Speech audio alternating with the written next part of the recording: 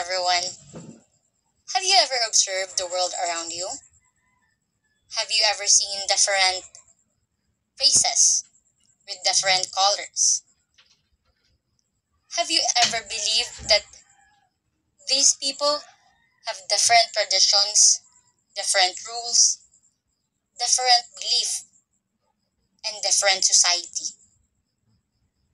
Well, that's true because we are living in different nations. People have different languages, and we raised in a different community. And in fact, we have different governments. We have different systems. But you know what's interesting here? We are one.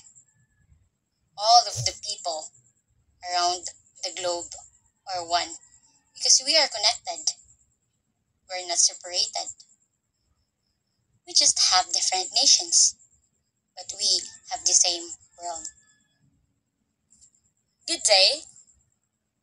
We are the Group 4, and today we will gonna discuss the contemporary global governance. And before we start, I would just like to introduce myself as well as my groupmates, which I am China Marie Wainunyal, and I am with Miles Monera, Jose Ariel Ortega, Luis Angeli Mercader, and Joshua Mendez. So after this lesson, or after our discussion, you will be able to define global governance and its importance.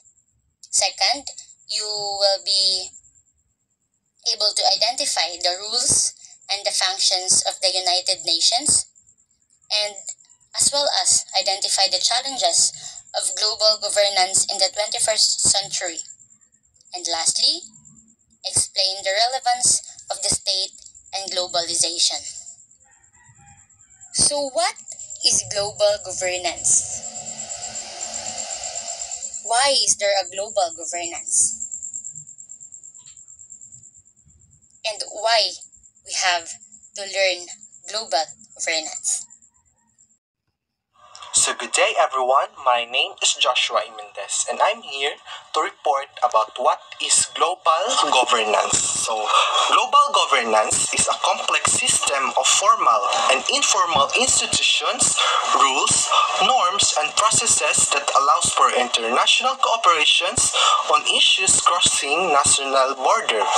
So it means global governance are countries around the world working together to solve big problems that no single country can handle alone, like climate change, pandemics, wars, or poverty. So, in simple explanations, ang global governance di ay are nay usa ka country nga nagkaproblema, like example, COVID-19 o mautos countries man to nga kanang COVID-19 is dili man na masulbaran sa usa ka country, so nigawa si global governance ang way nga magtinabangay ang ubang countries para masolve ang kana nga kuan like COVID-19. Magtinabangay ang other countries, they are working together to solve that big problems that no single countries can solve it.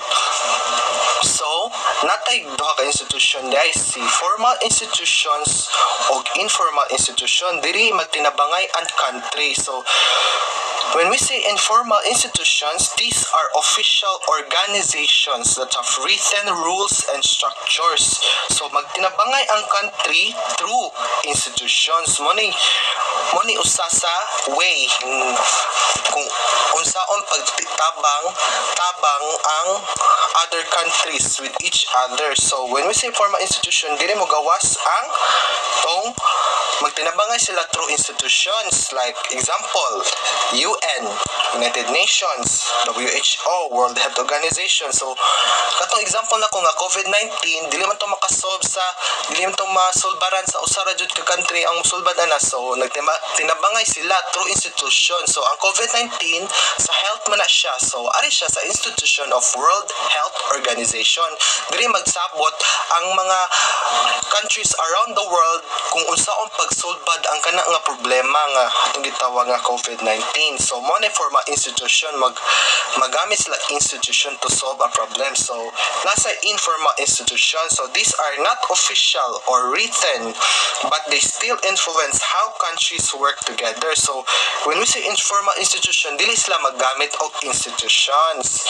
But ilang gamiton is through agreements ra. So example ani is katong Ukraine and Russia battle. So katong kuan nag-battle man to silang duha. So nabantayan man to na to nga after tong battle kay nag-agreement man to sila. So na dito mo gawas ang global kuan governance. Nagtinabangay sila like katong si kuan ato sila sa Turkey nagkuan. So nanay usa ka countries dito sila nag-peace talks ang duha. Moto agreement sila nga kuan kana palang agreement muna nagitawag nga informal institution. Wala sila nagamit og katong WHO ug UN. But kana through agreement nga mag-peace talk ra nga ipahunong ang battle. So mo nang gitawag na to nga informal institution kay if ever wala tong kuan kung wala sila nag kuan agreement ato is na possibilities ang other countries is madamay. Like us Philippines nga nag-need og kanang resources from Ukraine. So in the next slide is global governance according to West and Thakur. So according to West and Thakur, global governance is a sum of laws, norms, policies, and institutions that define, constitute, and mediate trans-border relations between states, cultures, citizens, intergovernmental and non-governmental organizations, and the market, the wielders, and the object of exercise of the international public power. So, manang according to West and Thakur. So,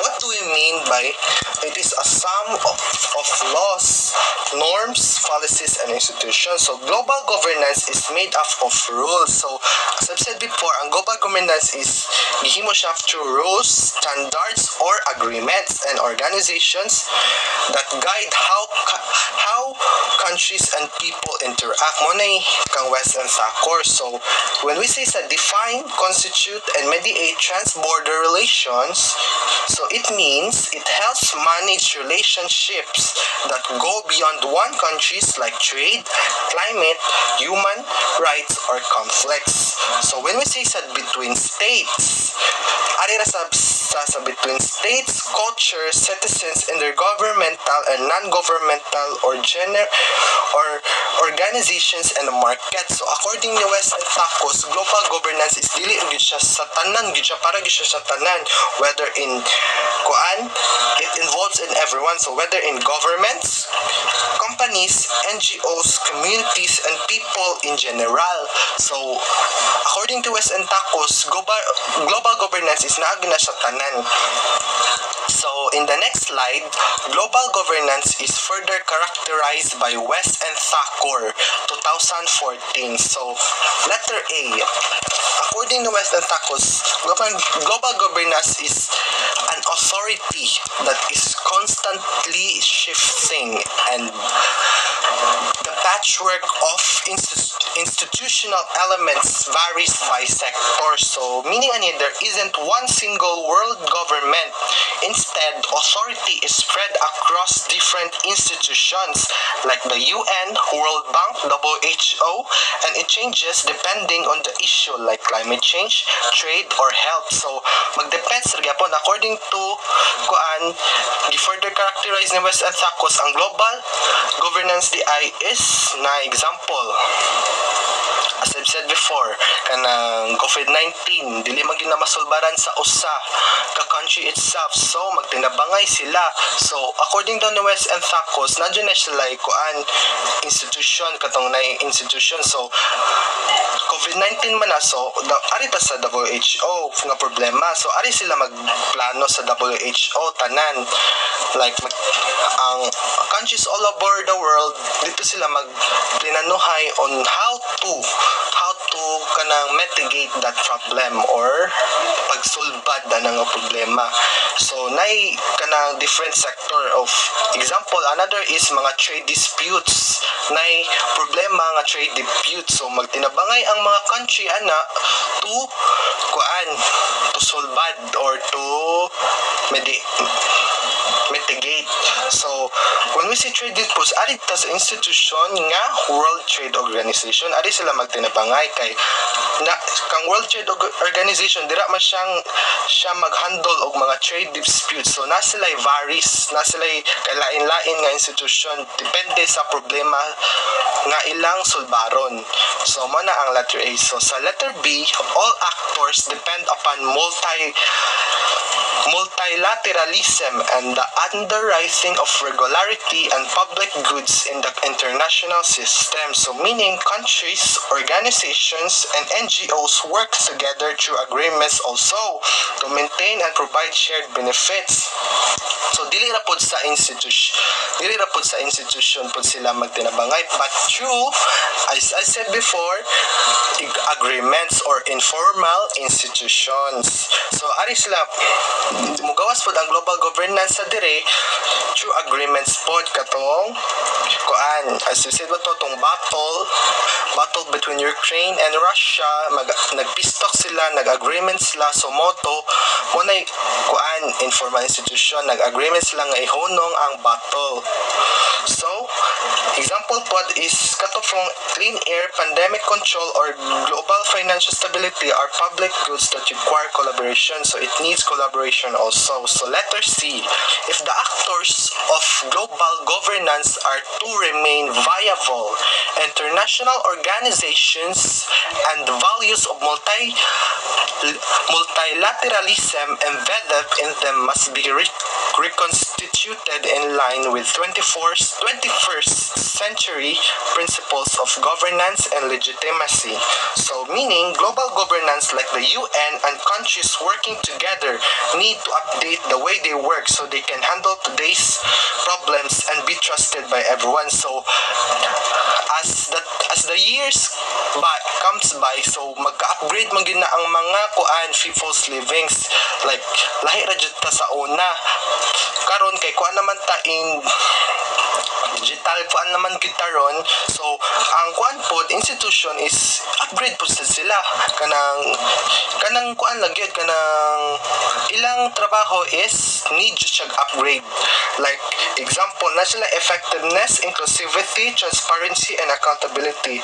Like sulbaron gid nila, dili ra gid sila kutob sa storya aron mo to. So muna atong it needs to be upgrade because life as the times go by mag-upgrade masad ang mga living pod sa atoa. So next is letter D.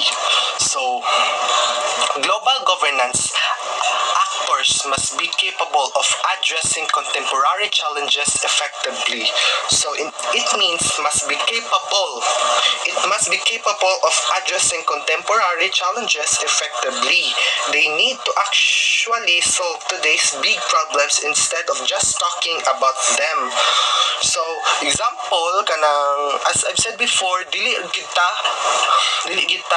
kanang sa storya lang gyud, dapat himuon jud tarong kanang dili ra ta kutob sa storya nga mag-promise nga buhaton but in the end wala di ay. So mao pud na usa ka problem sa So example if natay problem nga COVID-19 is WHO is need to kanang work effectively. Dili ra jud siya sa storya. Aron lives matter siya ba na if ever kanang dili gid sila mag work together kanang effectively kanang kutob ra jud siya sa storya is dili gid kanang masolba ang usa ka problema. Dapat trabahoon ra jud dili jud ta kutob sa storya lang.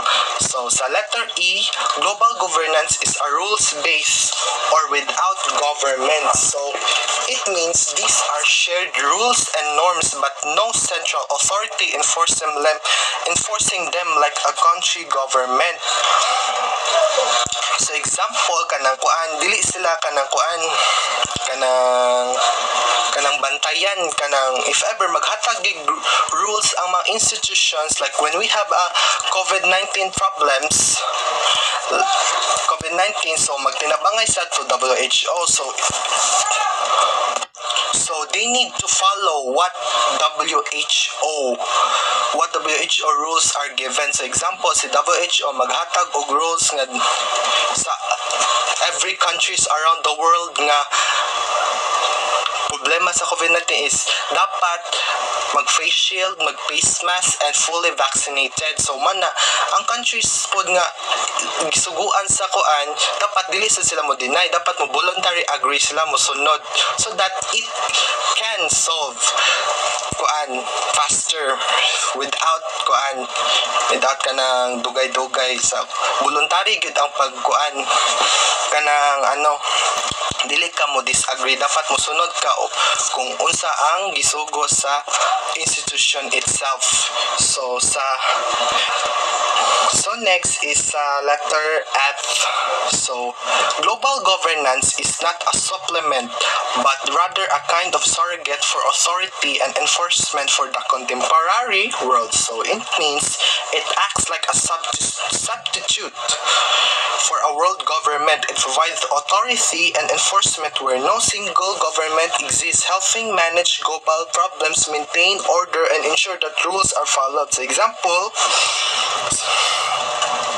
si WTO is mag-mediate siya sa trade disputes between countries. And also UN is also for peacekeepers so that it can help control the conflicts.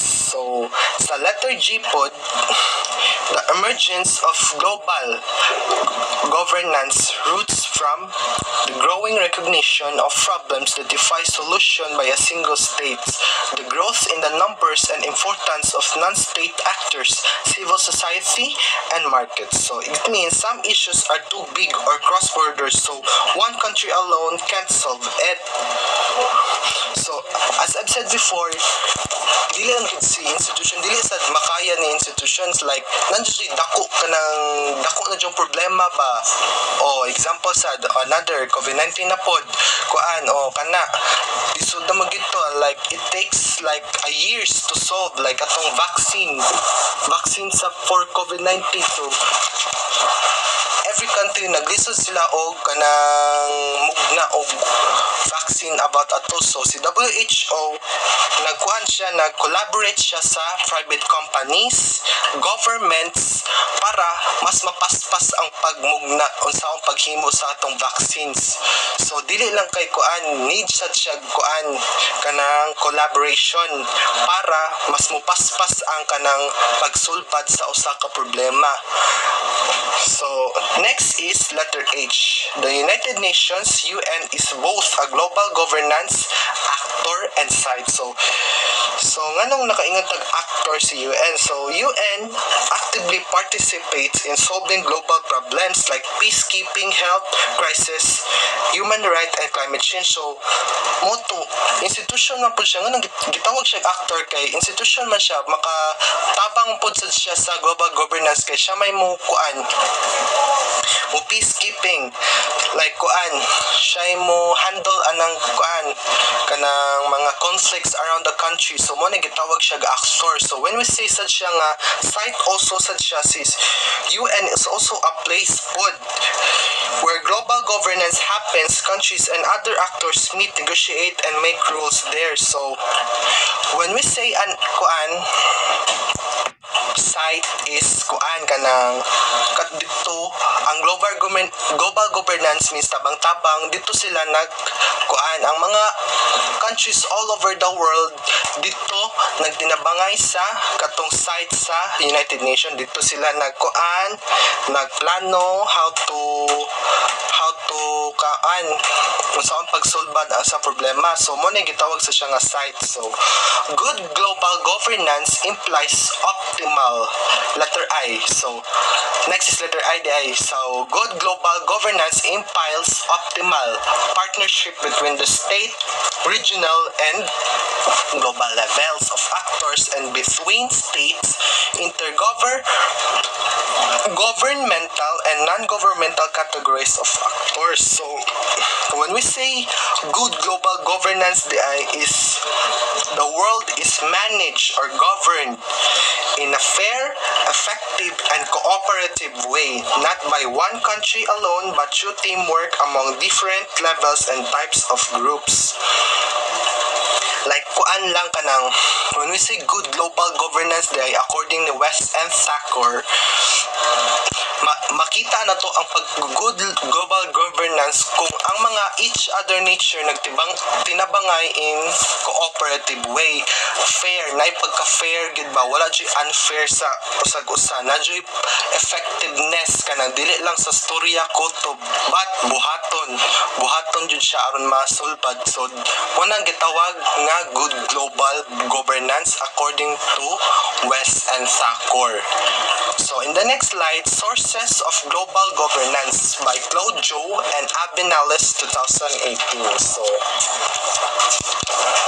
states sign treaties and form organization to help in the process of drafting and legislating public international law. So meaning states or countries work together by signing treaties and creating international organizations like the UN to make and follow global rules. So ang sources po ay meaning ang mga countries are working together to sign treaties and sila po ang nag-create sa UN. So muna ang sources to katong institution para mo follow ang mga kantong global rules so that it can mitigate a problem. So when we say international non-government organizations, NGOs, though they do not have formal state power, influence government or states to behave in a certain way. So international NGOs like Greenpeace or Red Cross don't have government power, but they can influence countries to act responsibly and make good decisions for people and the planet. So even though NGOs ra sila, dako po nakatabang ang mga non-governmental organizations, though dili sila formal state, but dako gid silang natabangan for the people and also for the planet. So that's all for my report and thank you so much. The power of international organizations, or IOS, means the ability of these organizations to influence, guide, or shape how countries, groups, and even individuals act and think in a global system. Unlike states, IOS usually don't have their own army or territory, but their power comes from authority, legitimacy, and influence. This means they can set standards, they can define concepts, and they can also spread norms and values. So in short, the power of IOS is about their influence over global rules, meanings, and behaviors. They don't always control states directly, but their decisions and standards shape how the international community works. The power of international organization, or IOS, kay nagpasabot sa ilang abilidad nga maka-influence ug maka-shape sa behavior, decisions ug perspective sa mga states, groups ug individuals sa tibuok kalibutan. Unlike sa mga states nga naay military or territory, ang IOS wala ana, pero ilang kusog nagikan sa legitimacy, expertise ug pag-create og standards. Example, sila ang makaklasify sa mga countries as developed or developing, makadefine og concept sama sa development or terrorism, og makadefuse sa global norms sama sa human rights ug environmental protection. Tungod ani, IOS nag-guide sa international cooperation ug nag-set og common rules nga kasagaran sundon sa mga nasod. In short, ang power sa IOS naa sa ilang influence nga maghatag og direction sa global governance nga pwede mahimong dakong kaayuhan or usahay makadala pod og harm depende sa ilang paggamit. So first, let's start with their main powers. First is power of classification. IOS can invent and apply categories, meaning sila ang nag-label kung unsa ang klase sa usa ka state or issue. Example, ang World Bank ug IMF kay nag-classify sa countries as developed, developing or least developed. Kaning classification makaapekto sa access sa loans, aid ug international support. Second is power to fix meanings. This means IOS have the authority to define key concepts. Example, ang United Nations kay sila ang nag-define sa word nga development, nga dili lang pasabot og economic growth pero apil na pod ang education, health ug equality. Kay tungod ana, states ug organizations mosunod sa define kay recognize man yun nga authority ang IOS. Third kay power of diffuse norms. IOS can spread ideas ug codes of conduct. Example, ang United Nations Human Rights Council nag-diffuse sa human rights standards na gi-follow worldwide. So, tas another example, ang World Health Organization nag-promote sa health norms sama sa vaccination campaigns ug COVID-19 health protocols. With these powers, IOS can bring great good or great harm. Kung tarong ang paggamit sa ilang power, makatabang sila sa pag-resolve sa climate change or poverty. Pero kung bias, pwede po sila makahatag og disadvantage sa gagmay nga countries. Ways and Thakur nag-ingon nga ang survival sa IOS nagdepend sa duha ka butang, which is their capacity to adapt to changing international conditions ug ang the quality of their governance. With this katong tulo ka powers kay bring to siya great good ug great harm. Ang good side ato kay they can promote peace, development, human rights ug international cooperation.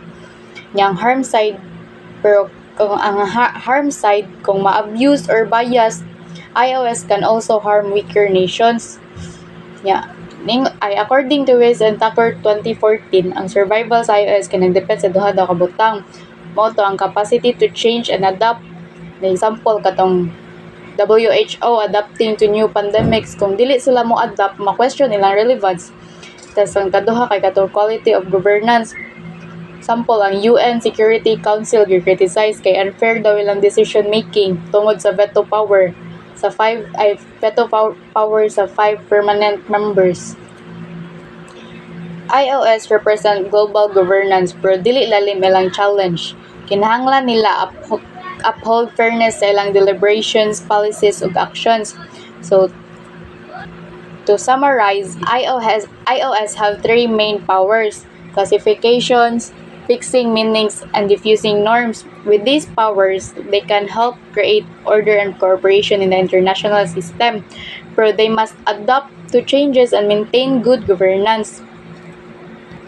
The biggest challenge for IOS is ensuring fairness so that both small and big states are treated equally. So now, we will gonna jump in the topic, the United Nations. So, why do we need to study United Nations? Why do we have to know United Nations? Well, guys, porket nagpuyo ta og Pilipinas, dili na ta kinahanglan makibaw what is United Nations. Because we are living in a nation which names Philippines. Right? So, another question is, kibaw ba mo nga October ron? Well, kibaw jud mo. Kay, agi sa linog, agi sa mga trahedyang nahitabo, sa mga unexpected nga nahitabo. But, think of it. If naata sa school, swear makahuna-huna ta. Ug unsay naa sa October. Okay, now, ang naa sa October is a month of United Nations where we celebrate United Nations. Katong mga panahon nga elementary pa ta, high school pa ta, senior high school ta. I don't know if during tertiary or college kay naapa ni siya or gina-celebrate pa nin nato. But as far as I know, as I have experienced, I always encounter celebrating United Nations wearing different costumes from different nations, from different cultures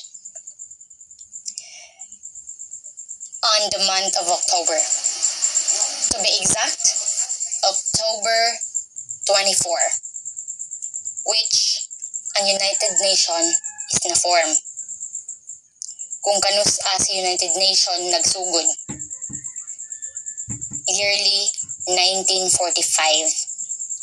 October 24, 1945. Muna, diha ang panahon nga na-forma ni ang United Nations. And we know, I don't know you guys if naka-experience yun mo, but we know October is a month of United Nations. And gina-celebrate yun sa school. So, now let's go dig in deeper, or let's go on deep with the United Nations and what's its function, unsa ka-importante sa United Nations sa ato ang government.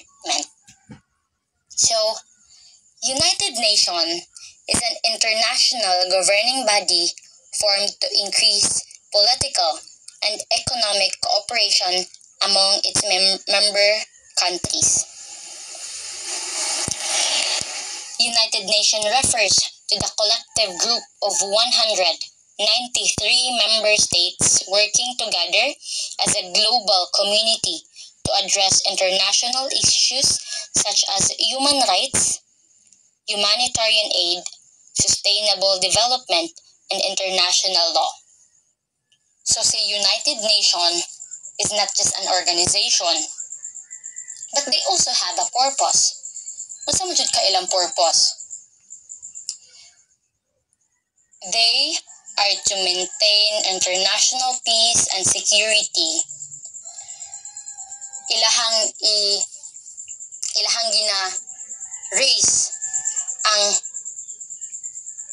peace o security or seguridad sa nagkalaing-laing nga mga countries.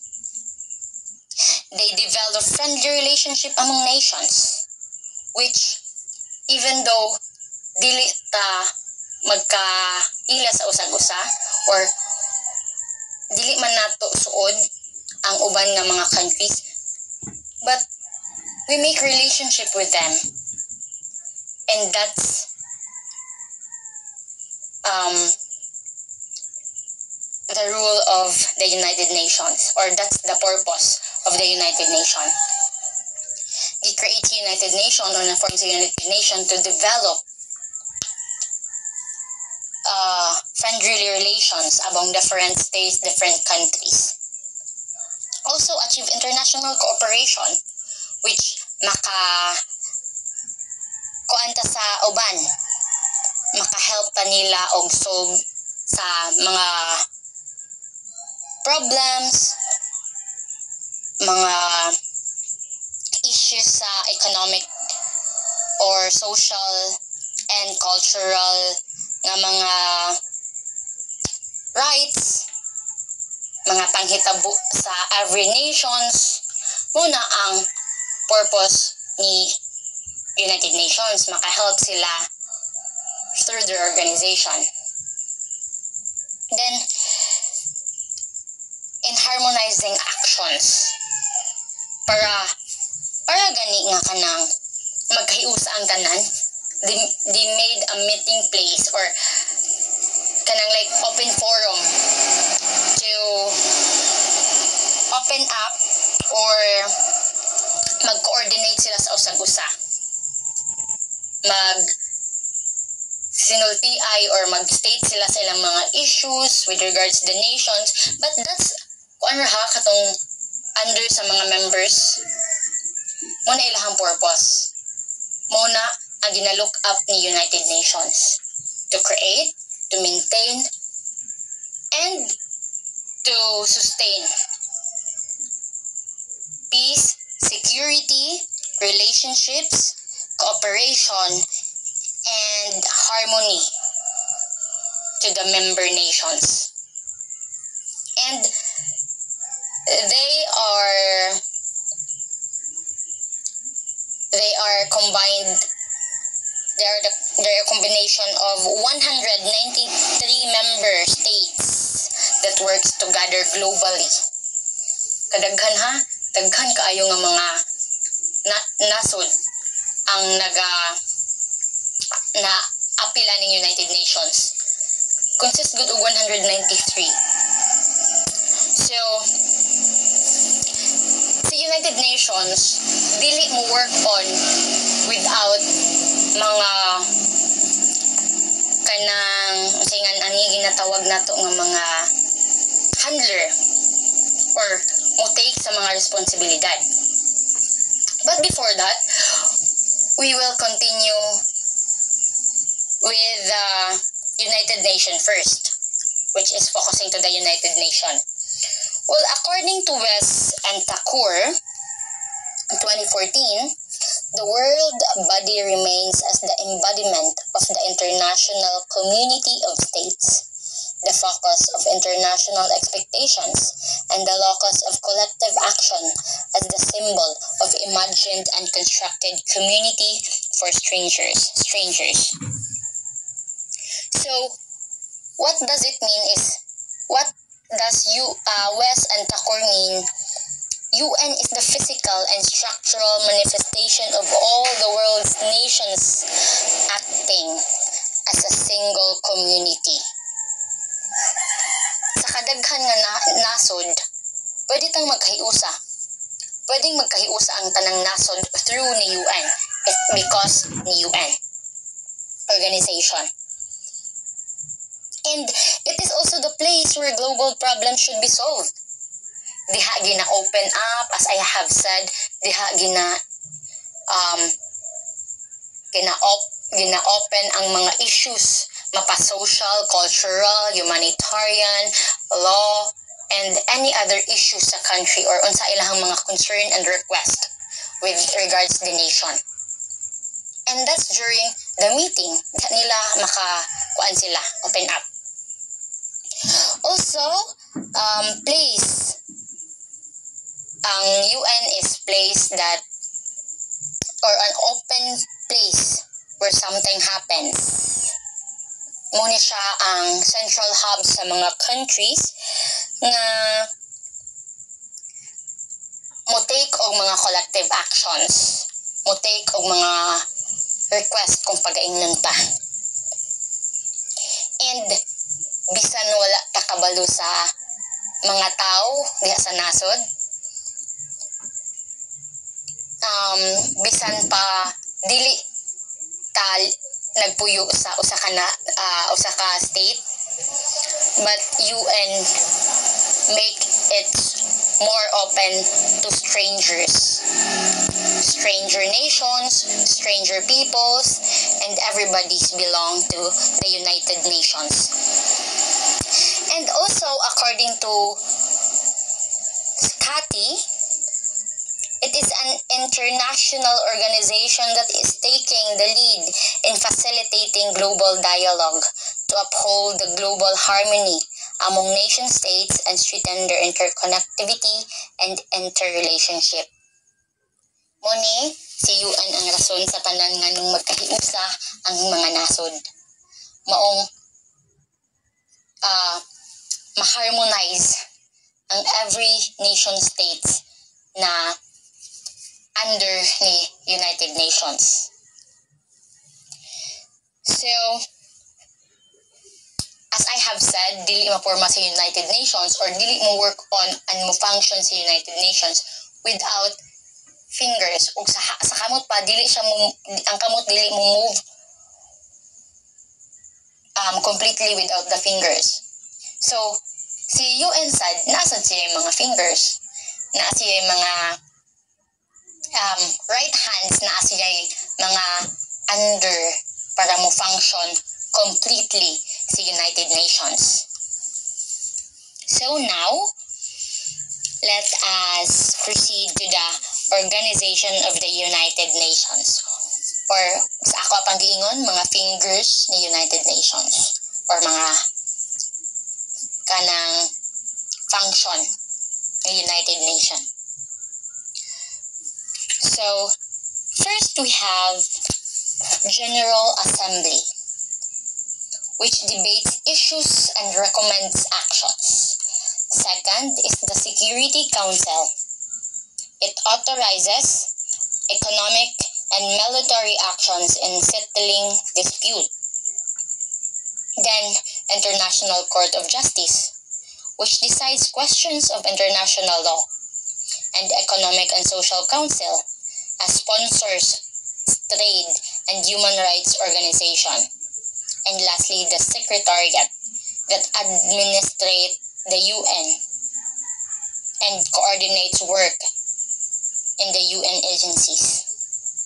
So, to know more about this organization under the United Nations, we will now dig in with isa-isaho nato sila. Let's go first with General Assembly. General Assembly is the main deliberative policy making and representative organ of the UN. All 193 member states of the UN are represented in the GA, the only UN body with universal representation. Decisions on important questions such as those peace and security, admission of new members, and budgetary matters requires a two-thirds majority of General Assembly to serve a one-year term office. So, unsa gid ay ang main function or purpose ni General Assembly? When we say assembly, diha ta mag-meeting, diha ta magkahiusa. When we go to school, di ba, na yung mga General Assembly, which parents, students are gathered together for a meeting like that. So, sa United Nations, nasa si General Assembly. But when we say General Assembly, mauna ang main body ni UN, which serves to make policy. And it consists of the whole nations, which is 193 nations. So, diha sila mag-debate, consult, and mag-open up sa mga views of the global problems. Muna ang time nga si General Assembly ang mo open ana. And nasa, di ba, namin na ka ng meeting room, diha sila mag-assembly to open up with the representatives of the nations. So, it is universal. All the nation or member nation nga apila na is have the rights to serve in a 1-year term in the office. Na sila'y chance, tanan nasod nga apil ni United Nations na chance nga mo rule as in General Assembly. And with that matter, As well, ang kanaganing mga concern nila, kanaganing mga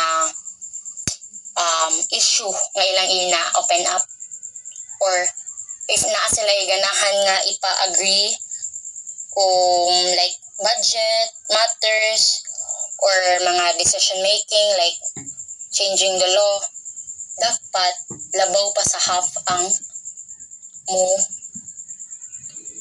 agree. Like 2/3, dili siya half, kay og half siya, di siya pwede, dili siya advisable nga, dili siya applicable nga kanang sundon, dili siya matuman if dili labaw ni one half ang mo agree with the decision of kanang about the budgetary, the rules and such of that specific nation. Dili siya kasayon-sayon og sugot if dili gani daghan ang mo agree.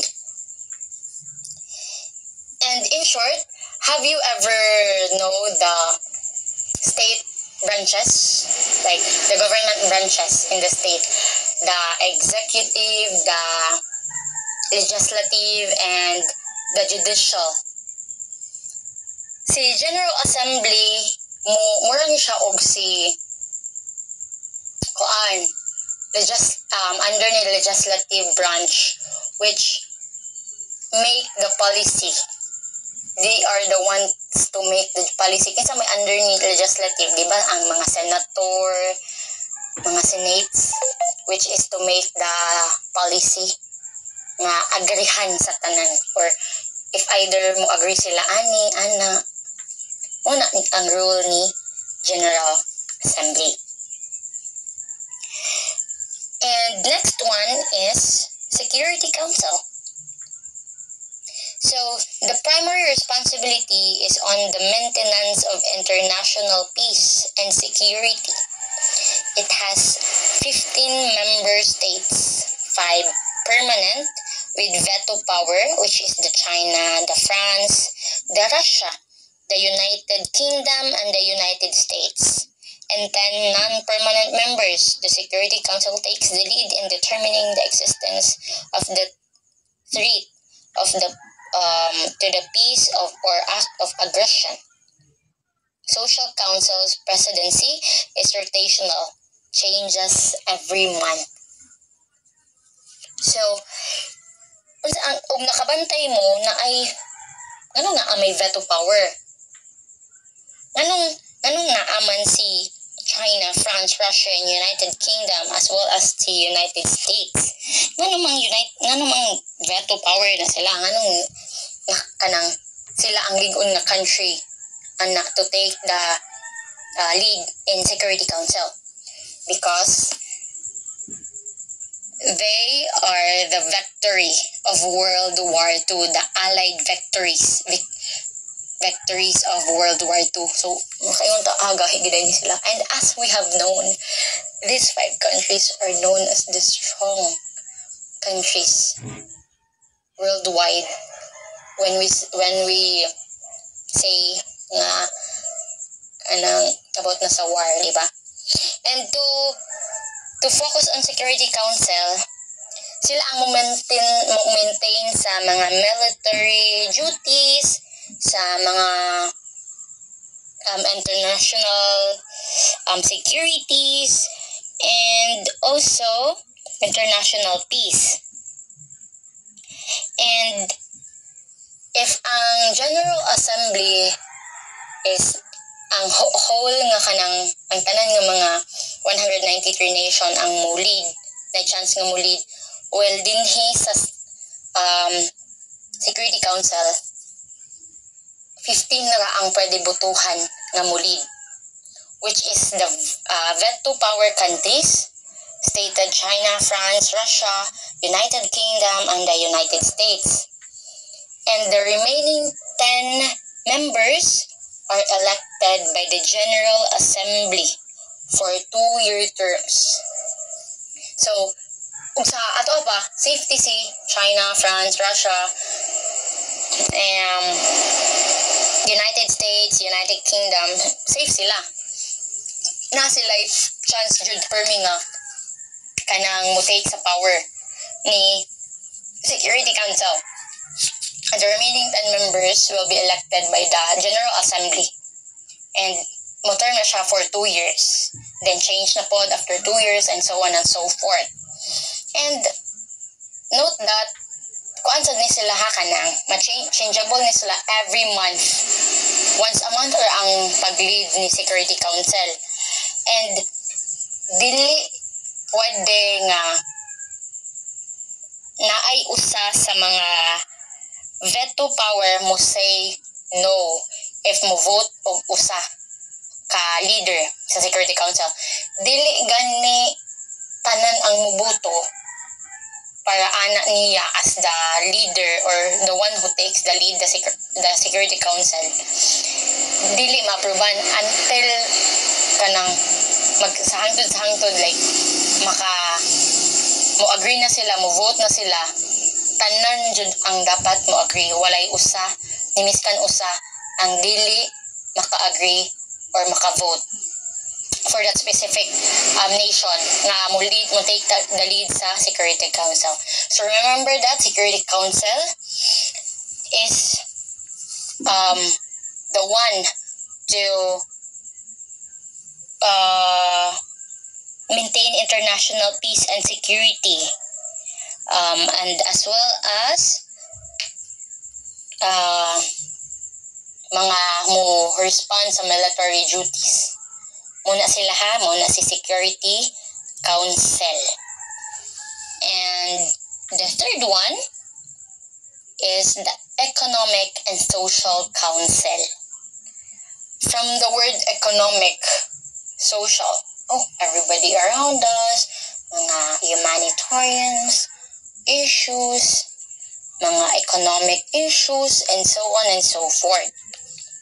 So, Economic and Social Council is the principal body for coordination, policy review, policy dialogue, recommendations, economic, social, and environmental issues, as well as the implementation of internationally agreed development goals.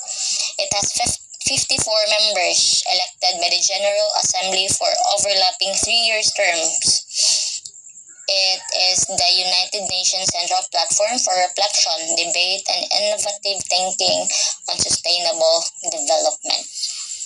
So, ang role ni Economic, Social, and Social Council kay sila ang mo-coordinate sa mga policy, sa mga economic and social issues, mga humanitarian issues, mga environmental problems and such, and also implement the development goals o unsa gid ang main nga kanang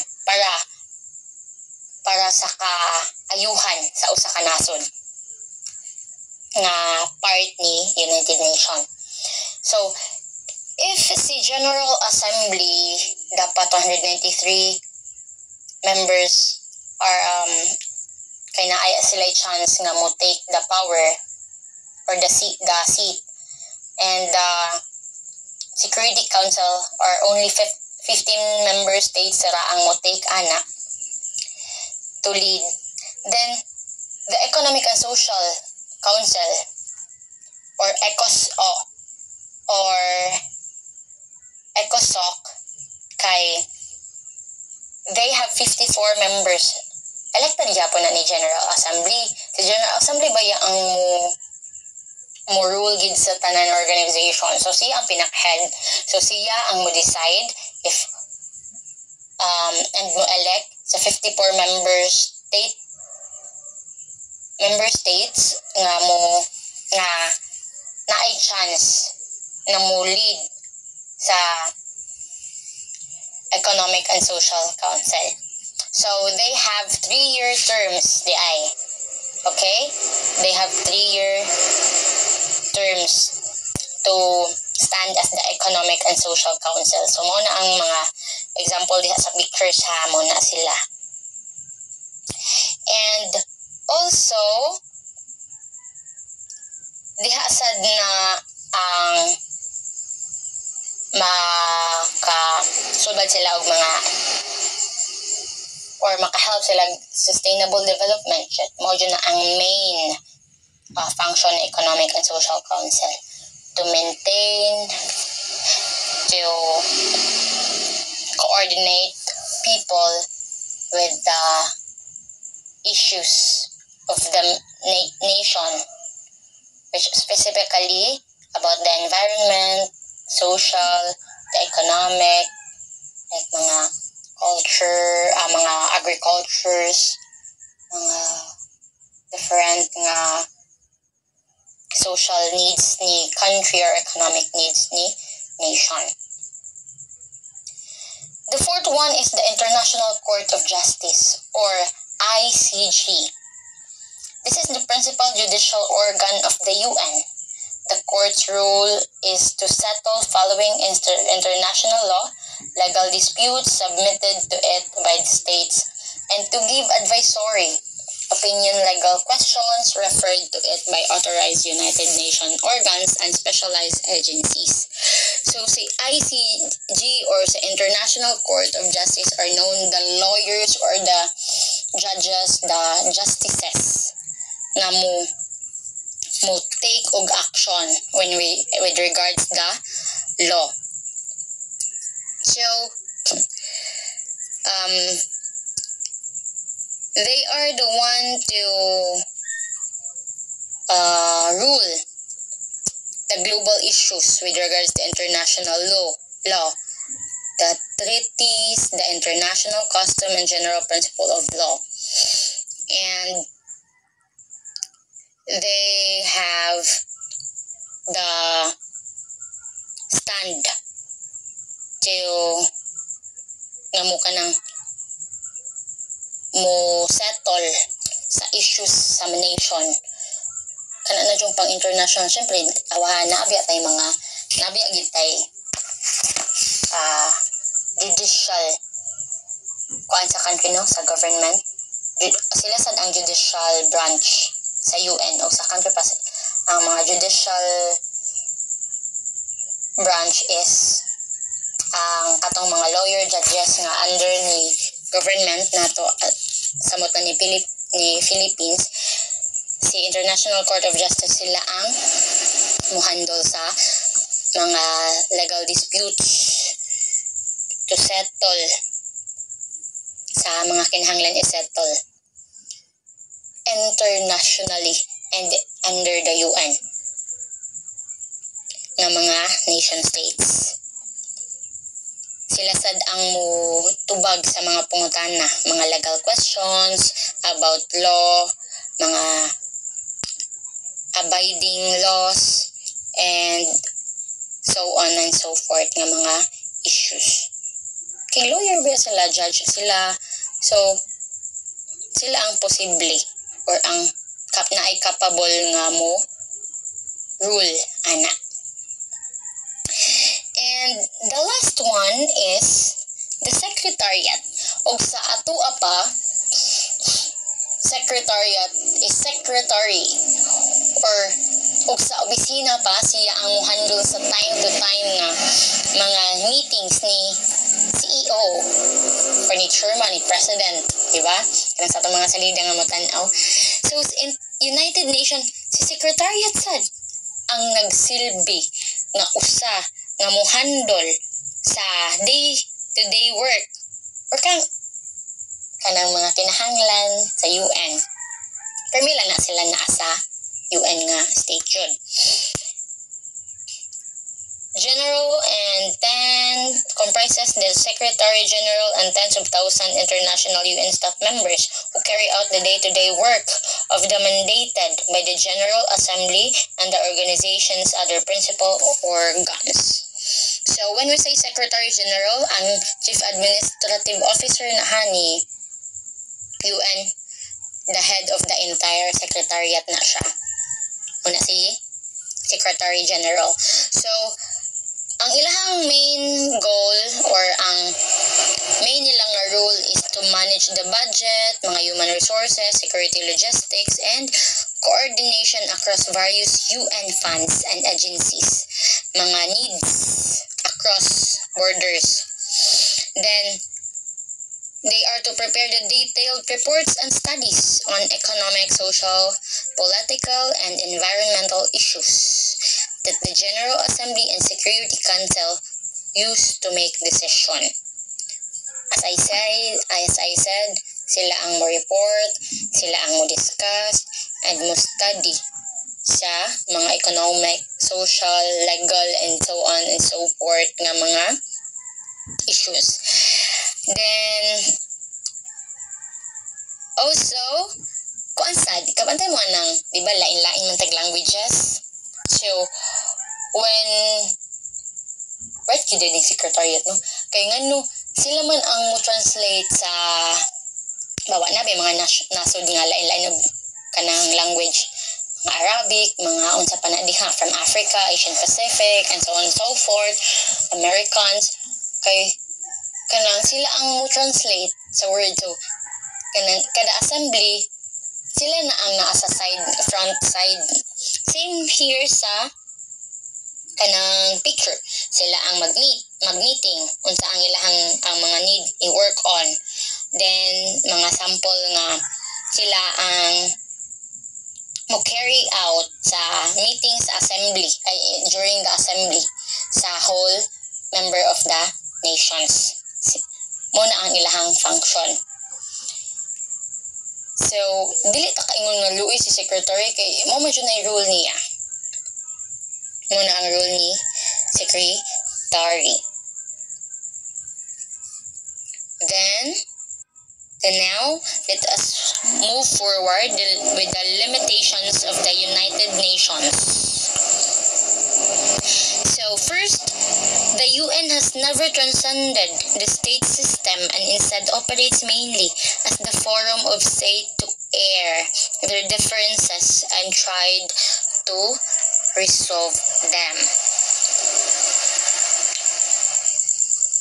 And, I'm sorry, I forgot dili lang gid siya part ay ha, sorry. Let's go back to sorry guys. Let's go back to UN organization.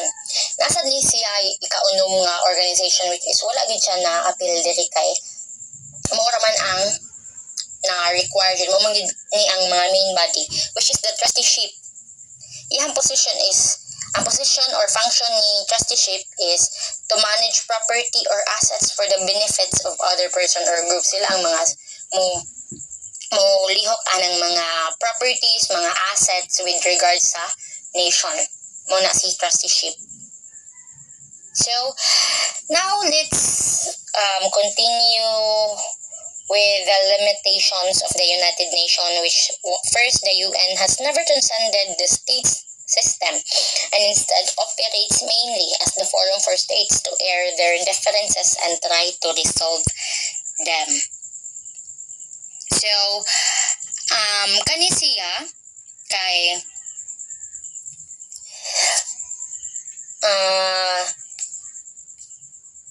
so ang factor ani niya is diba sila may mo lead sa security, sa peace, and so on and so forth.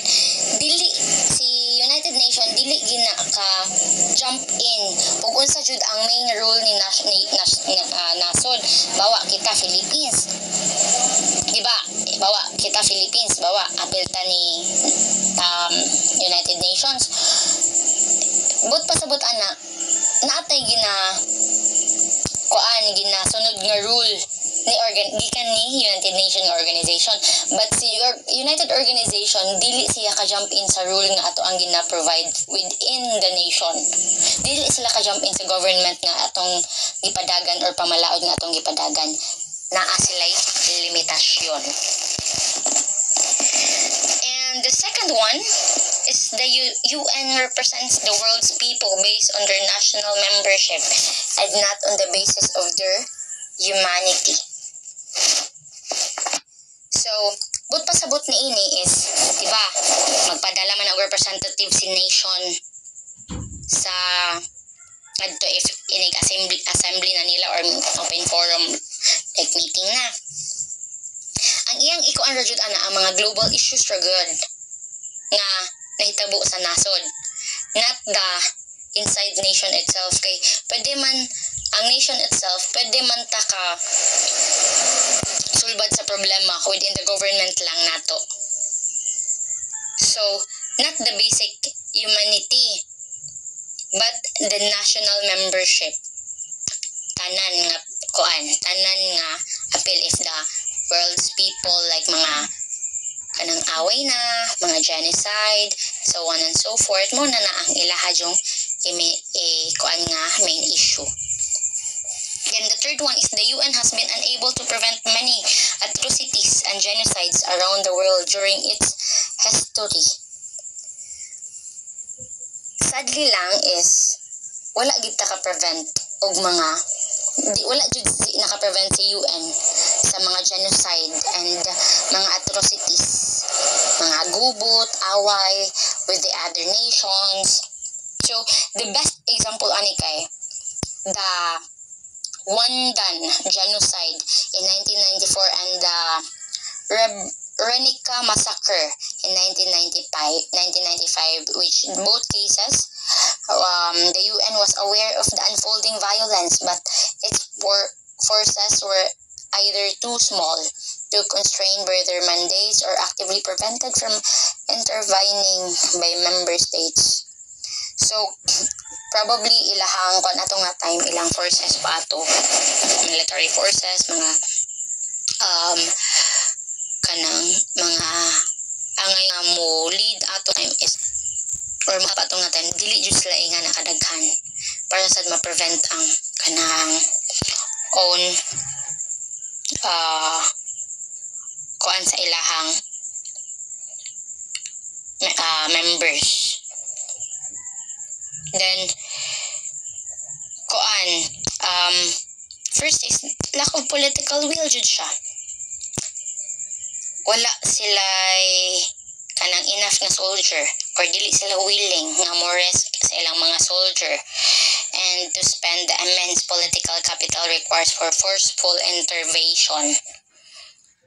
Kuan sila, lack sila og kanang political will. Wala sila igong kusog para mo fight. And also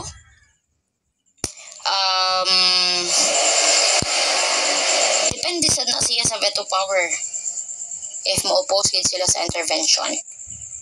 Kay if ang ilanang soldier ang mo risk, siguro apan sad sa ilaha or kanang disadvantage sad sa ilaha. So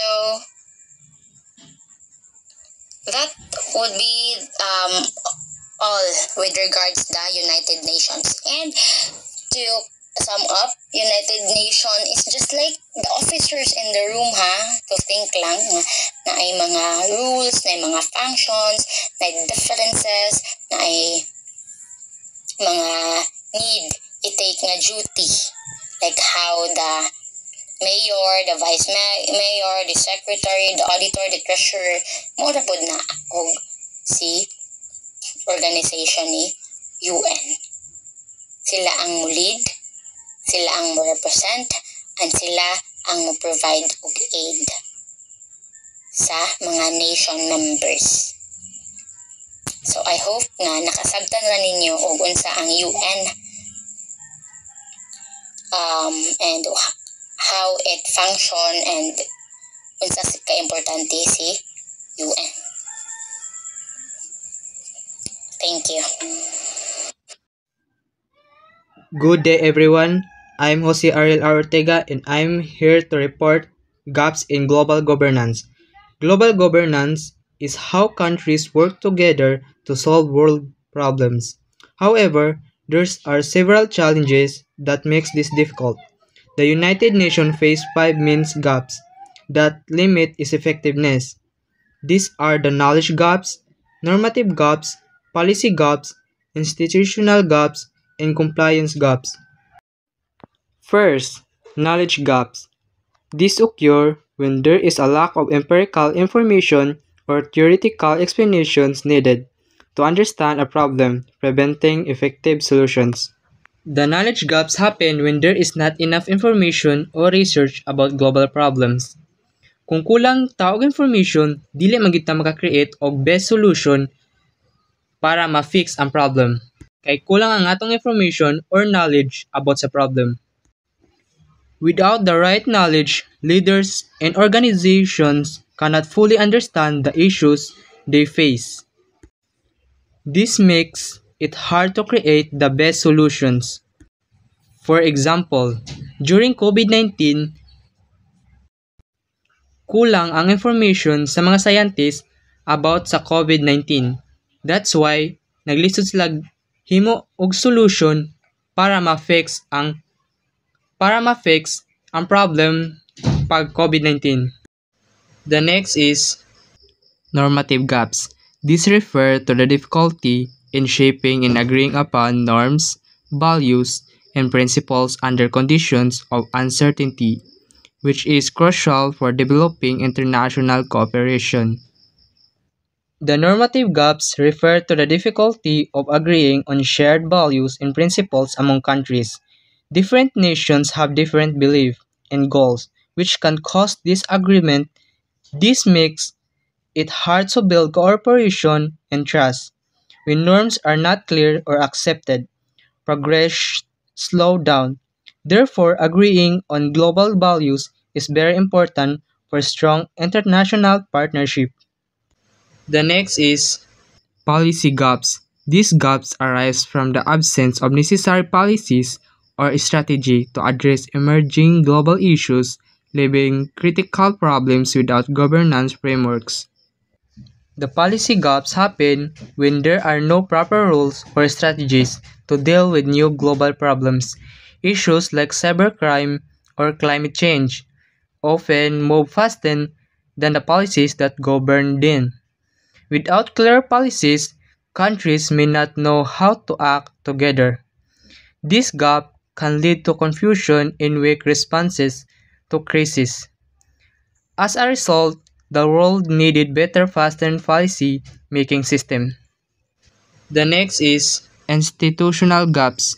These involve the lack of relevant or effective international institutions or when existing ones are non-functional, leading to a failure in implementing and managing global solutions. The institutional gaps means that some international organizations are not strong or effective enough. Sometimes the institutions that already exist cannot manage or enforce global solutions properly. This can cause failures in addressing international problems. Without strong institutions, plans and agreements cannot be carried out well. The next is compliance gaps. These gaps relate to the challenges of monitoring, implementing, and enforcing agreed upon policies, leading to a lack of accountability in ensuring that commitments are met. The compliance gaps refer to the problem of making sure that countries follow the rules they agreed. Even when good policies exist, some nations do not fully follow them. This leads to a lack of accountability and weak results. Monitoring and enforcement are often difficult on a global scale. Therefore, strong systems are needed to ensure that commitments are kept. Thus, these gaps highlight areas where global cooperation fails to effectively address complex transnational challenges. These 5 gaps show why global cooperation can be challenging. Each gap affects how well the world can respond to big problems. By closing the gaps, the United Nations and other organizations can work more effectively. Global unity and understanding are needed to solve shared issues. Only through cooperation can we create a more peaceful and stable world. Ways on how to identify gaps. Basic Report 2014 elaborated ways on how to identify, diagnose, and fill the gaps through managing knowledge, developing norms, promulgating recommendation, and institutionalizing ideas. So the core idea from Wisdom Core 2014 is that to solve major global problems that cross borders, like climate change, pandemics, or terrorism, we cannot just jump to solutions. We need a systematic process of identifying gaps. Where are we failing, and why are we failing? They propose a four-stage process for this, often starting with managing knowledge. Managing knowledge.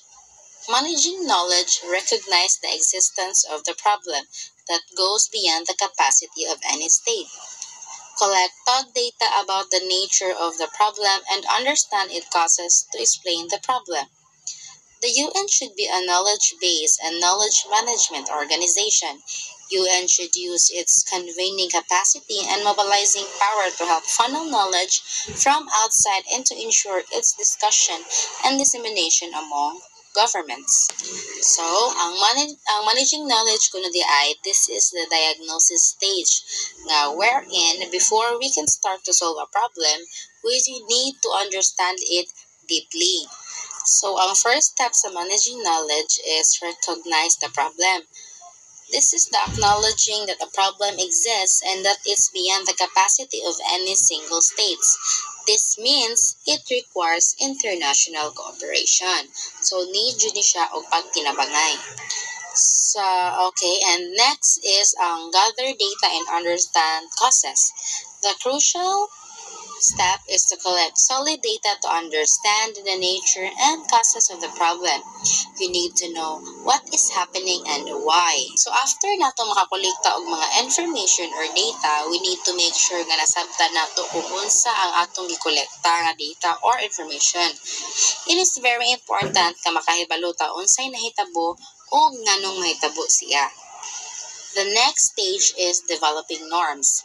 Once a problem has been identified and diagnosed, the UN helps to solidify a new norm of behavior through summit conferences and international panels.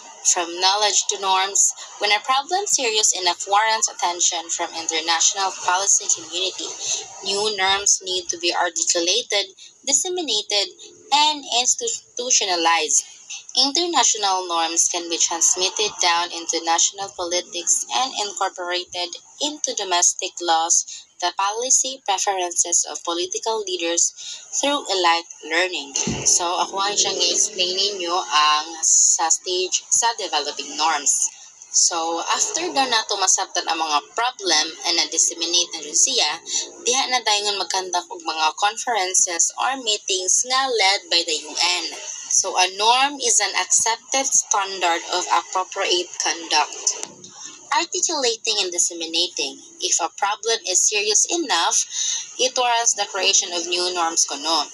So, pag ang problema is serious enough na, this must need the warrants of creation of new norms. And we need to make sure nga ang problem is clearly stated and disseminated. So, global to local, the international norms aren't just for governments. They can be incorporated into domestic laws and policies through a process called elite learning, where national leaders adopt international best practices. So, naadi ay tayo gigamit nga mechanism. This is what we call elite learning. So, what does elite learning means? Elite learning is a way of transmitting international norms down into domestic laws and policies. So, it influences the policy preferences of political leaders kuno. So, the next stage is formulating recommendations. As new problems emerge and new norms arise, they highlight gaps in policy that need attention. The policy stage refers to statement of principles and action that an organization is likely to take in the event of particular contingencies. The UN's ability to convene and consult widely plays an enormous part in its ability to formulate recommendations for specific policies, institutional arrangement, and regime.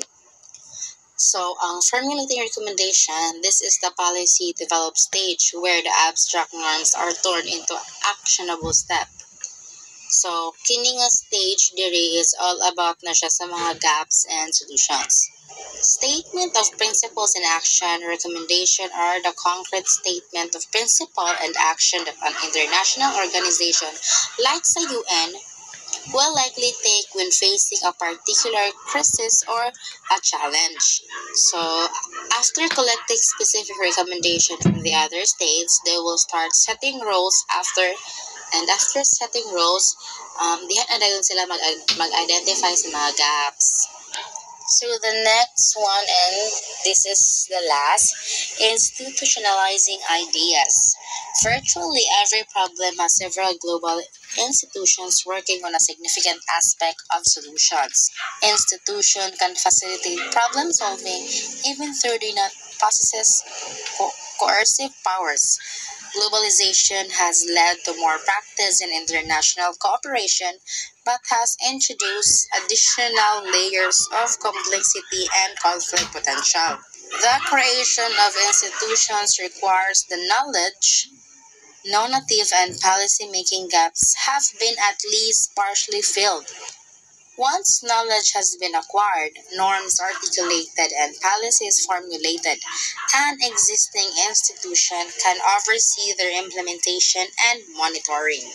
So, sa institutionalizing ideas, this is the final stage, making the solution permanent. Building the infrastructure. The creation of new institutions is necessary because they fill the knowledge, normative, and policy-making gaps. These institutions are the practical means of delivering the solutions. So, diri na dayon nga part mahimo ang ilahang mga solutions sa ilahang mga gipangplan. Facilitating problem solving. While institutions don't possess coercive powers, they can force country to obey. They are essential for facilitating problem solving and international cooperation. So, naaman dyan laing countries na dili mo obey and dili na to mapugos ang countries nga motabang or mo unsa ba na diha.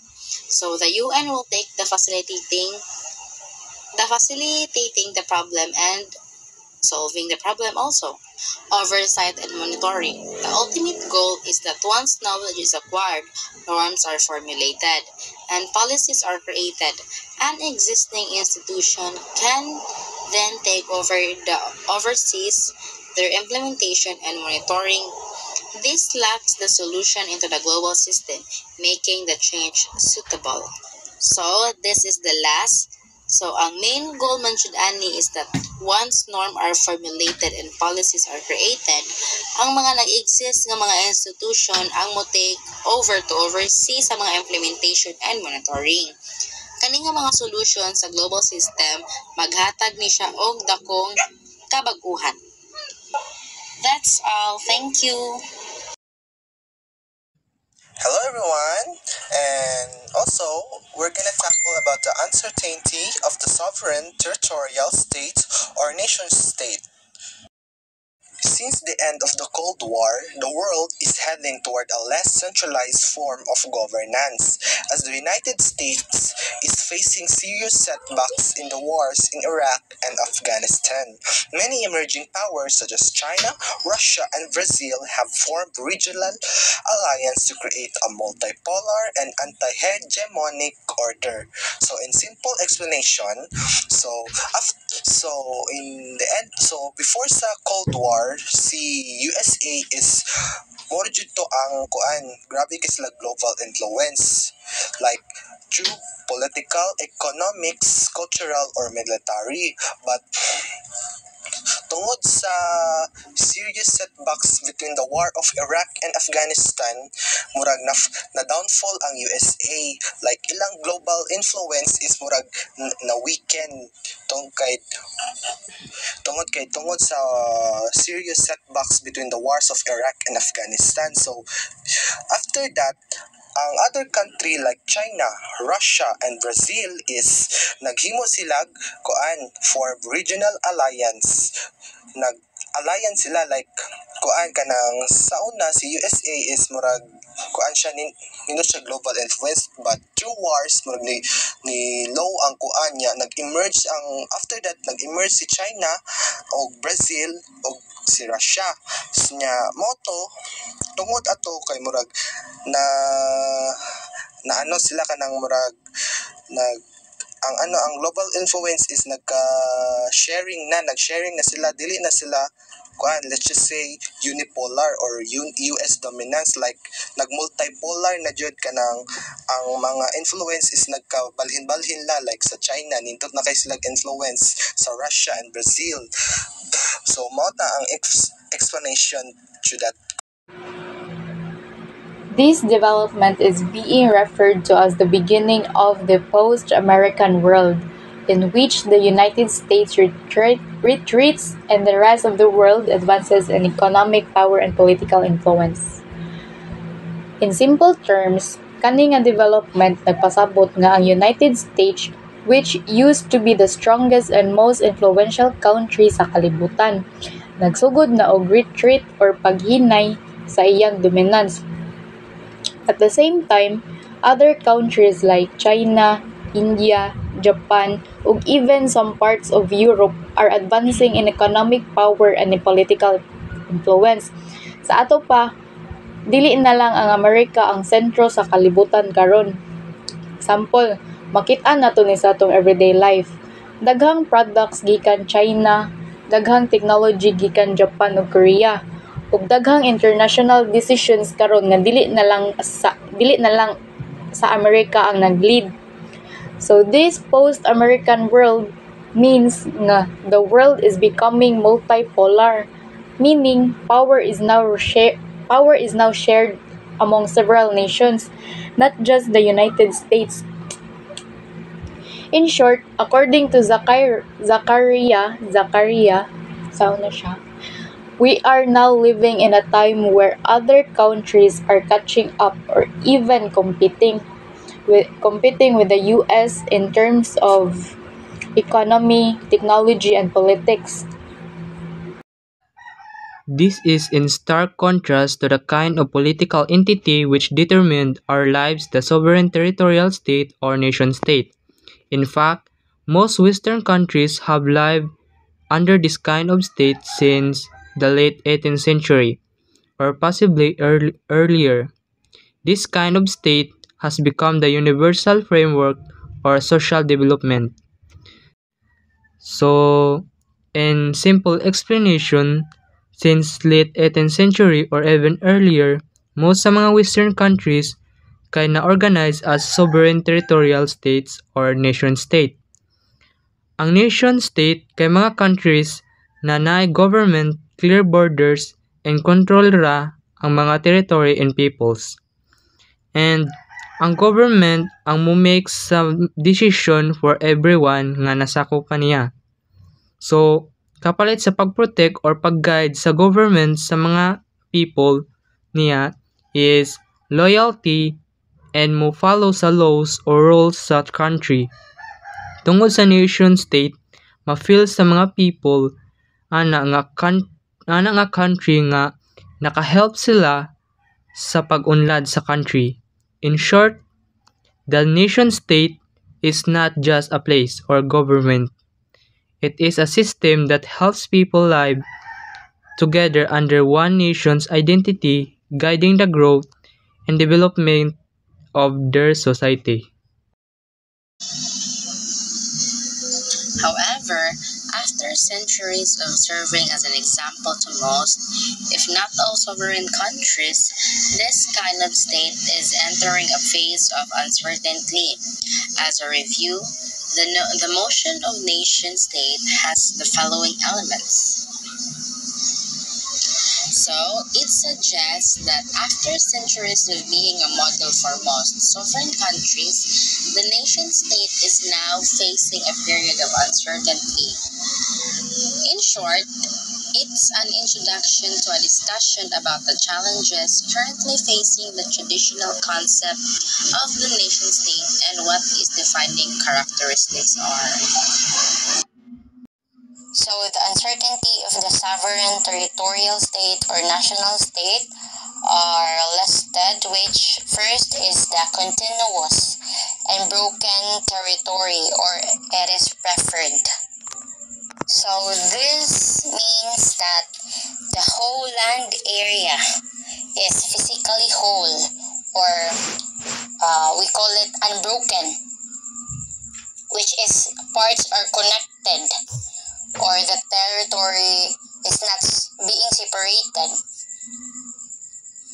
It's either the land, the body of water, or any part of that territory. So, why it is continuous preferred? Why the territory is continuous preferred? First, it is because probably much easier and cheaper to govern and administer mga law across areas, mga infrastructures, or any other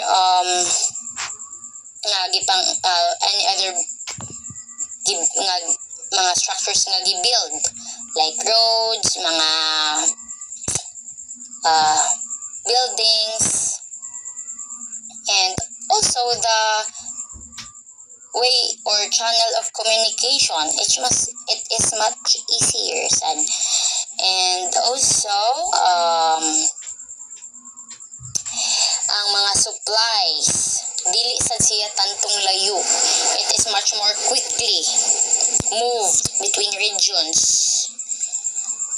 without having to pass through mga foreign territory, and para sad ma-avoid ang mga risk conflicts.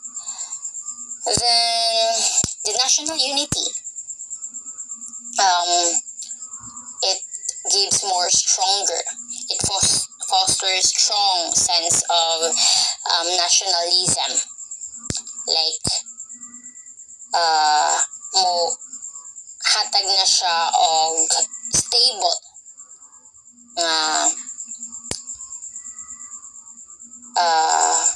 political and mga social or economic aids. Then also, when we say sa mga market, it is much easier. Dili na expensive, dili na layo, dili na kinahanglan pa og tagko pa nga travel. So the trade is much easy. The movement of the labor and the goods is kanang dali ra ma-access ang pag-deliver and such. That is why continuous territory is preferred. And the broken territory, when we say broken territory, is opposite to continuous, which is kung siya separated, broken siya, and dili siya usa. And to think with this one, kay mas expensive gid noon, mas lisod pa, mas complicated pa ang transportation, communication, administering the legal law, mga any issues. And dili ang uban nga mga forces dili ka reinforce quickly. Then sad mga when we say sa markets, mahal ang mga needs para labang ang mga labors and also products, goods, services sa usa ka market. So next is the sovereign territory. When we say sovereign territory,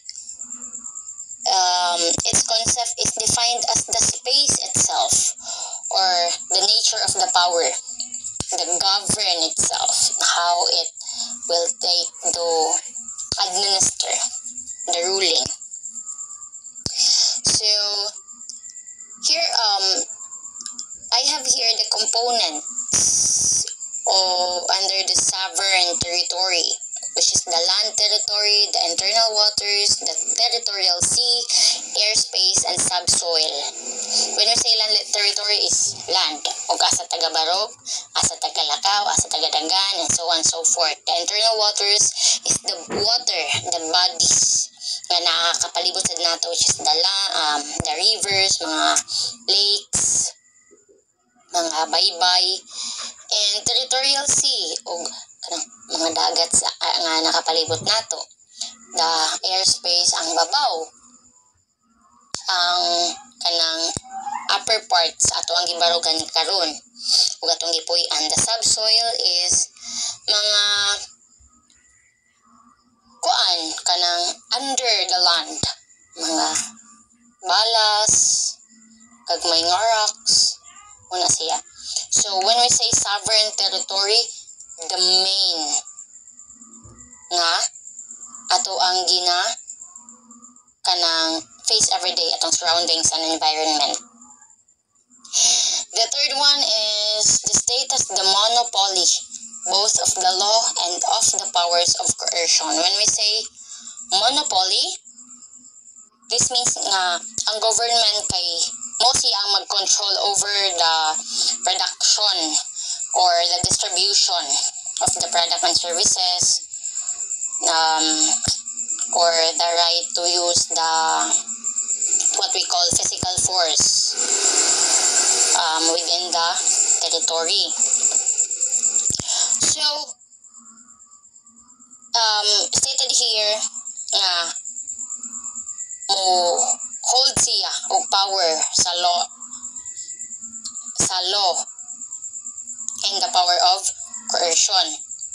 Ani niya is that the state, it doesn't mean that the state is the only entity that ever uses force, but that the state is the only entity that that legitimately authorize its use. So ang monopoly and coercion or physical force, sila ang mo-control sa mga police, mga courts, mga prison or military. Muna ang kanang coercion, monopoly of coercion sa mga physical forces. When we say monopoly of law, kay mga jurisdiction, they are the ones to enforces the laws, the criminal, mga civil and administratives, like mga legal or rule-making bodies such as churches, corporations, mga local communities, and so on and so forth. Like kanang sa ato ang sa schools, pwede sa sila mga barangays, mga ingana. The state has its monopoly. Then the fourth one is the national state rules its citizens or subjects directly and not through intermediate authorities.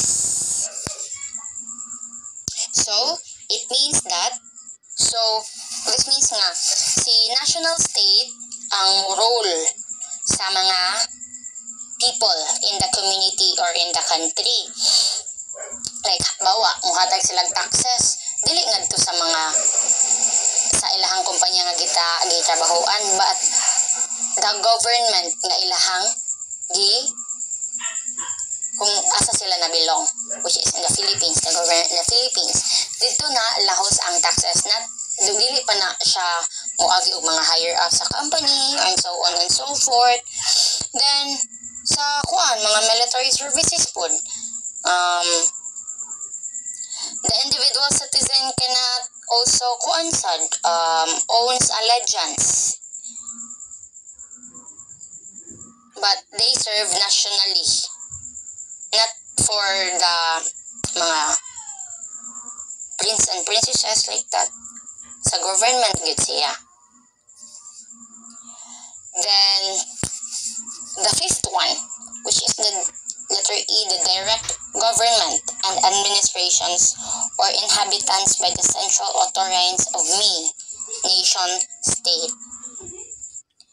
This means is to shift to the direct rule nga gi-allowed sa state para mo penetrate the society deeply and mo centralize sa administration o mo forge sa sense sa national identity by subjecting all the people within the territory with the same laws and with the shared national institutions. Dili ta kapataka o govern kung dili ang mga administration or government forces ang naasa kuan kanang lingkuranan. Sila jud ang main deliberative for kanang central authorities. Dili si kinsa or the other rulers of the government. Then the sixth one, the state is considered to represent the people and the people serves as a source of sovereignty or at least give the state legitimacy. Vice versa lang ni siya. Kung si state mo consider nga mo represent sa mga tao or katawhan, ang mga tao mo serbisyo to sa gobyerno, which means to have a popular sovereignty, we people should serve the state and the state will represent us para kanang known ta as one nation or authorized government. Then the last one is the citizenry was our oath to form a homogeneous population. But pasabutan ni is kanaganing ang mga citizen or ang mga tao under na nation or sa government kay mo padagan na og mga new na beliefs, mga new nga kanang traditions. For example, sa school mo gamit og usa ka language. Then personally mag-establish or mag-create lagi a single national language. Then share national history or create mga symbols, national symbols. Then we are formed into single nation nga i-represent sa state. Like makakuan ganita og sa kuan pa og sa kanang millennial pa kay maka kuha ta og new trends, makakat-on tag mga new trends, hibaw tag mga bag-o nga trends ana. Like ug unsa ang interest sa uban na nations kay makuha pud nato. So it makes us one nation, sharing beliefs, tradition and such. So remember those sovereignty, mga uncertainty of the sovereign territorial state or national state. So that would be our topic overall. Maybe it's long, deep, but we know that you learned something from us, and we are hoping sad nga unta jud nga naka-learn mo something or mga new ideas and informations regarding sa amuang topic. So in short,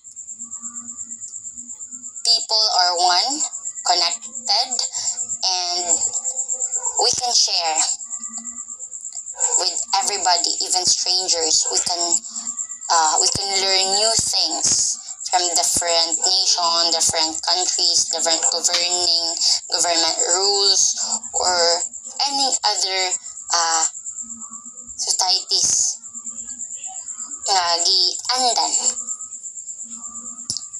So, dili ta kanang malaway-away, dili ta kinahanglan nga kanang tinabanay, but we have to act as one because we are living in one unified global society. And before we end this lesson or discussion, we would just like to end our lesson with the quote from Rohani Nilikhani, that we cannot be mere consumers of good governance. We must be participants. We must be co-creators. Dili ta magsalig sa gobyerno, kundi kita mismo ang mulihok. Hopefully, nga kitang tanan nakakatun, and we hope nga safety ra mo sa inyong tagsa-tagsa kabalay. Amping ug daghang salamat. Thank you everyone. That would be all for